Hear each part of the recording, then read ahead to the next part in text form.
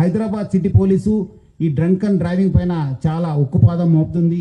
ఒక new year దృష్టిలో పెట్టుకొని మనము ఎక్కువ టీమ్స్ పెట్టడం జరిగింది. ఆల్మోస్ట్ 126 టీమ్స్ పనిచేయడం జరుగుతుంది.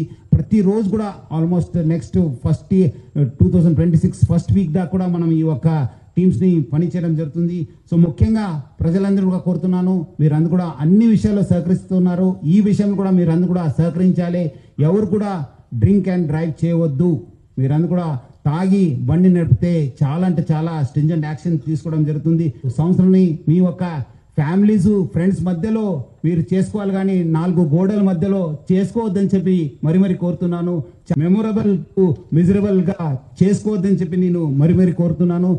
అట్లానే ఈ యొక్క డేంజరస్ డ్రైవింగ్ పైన కూడా హైదరాబాద్ సిటీ ట్రాఫిక్ పోలీస్ చాలా గట్టిగా మనము ఎఫర్ట్స్ పెట్టడం జరుగుతుంది. ముఖ్యంగా హెల్మెట్ లెస్ డ్రైవింగ్ కావచ్చు, మైనర్ డ్రైవింగ్ కావచ్చు, రాంగ్ డ్రైవింగ్ కావచ్చు, దానిపైన కూడా చాలా అంటే చాలా ఫోకస్ గా మనం పనిచేయడం జరుగుతుంది.